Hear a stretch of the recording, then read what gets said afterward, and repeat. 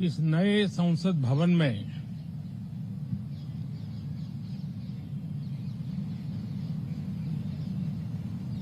जो पहला सत्र हुआ था उसके आखिर में ये संसद ने एक बहुत ही गरिमापूर्ण फैसला लिया था और वो फैसला था नारी शक्ति वंदन अधिनियम। और उसके बाद 26 जनवरी को भी हमने देखा किस प्रकार से देश ने कर्तव्य पथ पर नारी शक्ति के सामर्थ्य को, नारी शक्ति के शौर्य को, नारी शक्ति के संकल्प की शक्ति को अनुभव किया। और आज बजट सत्र का आरंभ हो रहा है, तब राष्ट्रपति द्रौपदी मुर्मू जी का मार्गदर्शन और कल निर्मला सीतारमण जी के द्वारा इंटरिम बजट एक प्रकार से ये नारी शक्ति के साक्षात्कार का पर्व है। साथियों, मैं आशा करता हूं कि गत 10 वर्ष में जिसको जो रास्ता सूझा उस प्रकार से संसद में सबने अपना अपना कार्य किया। लेकिन मैं इतना जरूर कहूंगा कि जिनको आदतन हुड़दंग करने का स्वभाव बन गया है, जो आदतन लोकतांत्रिक मूल्यों का चीरहरण करते हैं, ऐसे सभी माननीय सांसद आज जब आखिरी सत्र में मिल रहे हैं तब जरूर आत्मनिरीक्षण करेंगे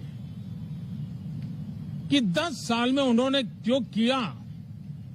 अपने संसदीय क्षेत्र में भी 100 लोगों को पूछ ले, किसी को याद नहीं होगा, किसी को नाम भी पता नहीं होगा जिन्होंने इतना हुड़दंग हो हल्ला किया होगा। लेकिन विरोध का स्वर तीखा क्यों ना हो, आलोचना तीखी से तीखी क्यों ना हो, लेकिन जिसने सदन में उत्तम विचारों से सदन को लाभान्वित किया होगा, उनको बहुत बड़ा वर्ग आज भी याद करता होगा। आने वाले दिनों में भी जब सदन की चर्चाएं कोई देखेगा तो उनका एक एक शब्द इतिहास की तवारीख बन करके उजागर होगा। और इसलिए जिन्होंने भले विरोध का किया होगा लेकिन बुद्धि प्रतिभा का दर्शन कराया होगा, देश के सामान्य मानवी के हितों का कंसर्न दिखाया होगा, हमारे खिलाफ तीखे से तीखी प्रतिक्रिया की होगी, उसके बावजूद भी मैं अवश्य मानता हूं कि देश का एक बहुत बड़ा वर्ग, लोकतंत्र प्रेमी सभी लोग इस व्यवहार की सराहना करते होंगे। लेकिन जिन्होंने सिर्फ और सिर्फ नकारात्मकता, हुड़दंग, शरारतपूर्ण व्यवहार ये जो किया होगा, उनको शायद ही कोई याद करे। लेकिन अब ये बजट सत्र अवसर है, पश्चाताप का भी अवसर है, कुछ अच्छे फुटप्रिंट छोड़ने का भी अवसर है। तो मैं ऐसे सभी माननीय सांसदों से आग्रह करूंगा कि आप इस अवसर को जाने मत दीजिए, उत्तम से उत्तम परफॉर्म कीजिए, देश हित में उत्तम से उत्तम अपने विचारों का लाभ सदन को दें और देश को भी उत्साह और उमंग से भर दें। मुझे विश्वास है, आप तो जानते ही हैं कि जब चुनाव का समय निकट होता है तब आमतौर पर पूर्ण बजट नहीं रखा जाता है। हम भी उसी परंपरा का निर्वाह करते हुए पूर्ण बजट नई सरकार बनने के बाद आपके समक्ष लेकर के आएंगे। इस बार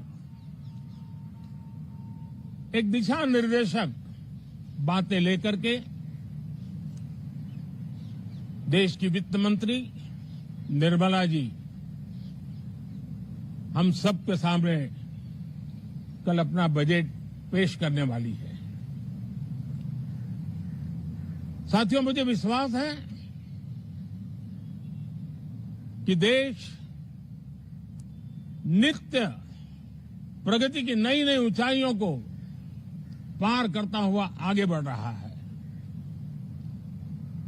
सर्वस्पर्शी विकास हो रहा है, सर्वांगीण विकास हो रहा है, सर्वसमावेशक विकास हो रहा है।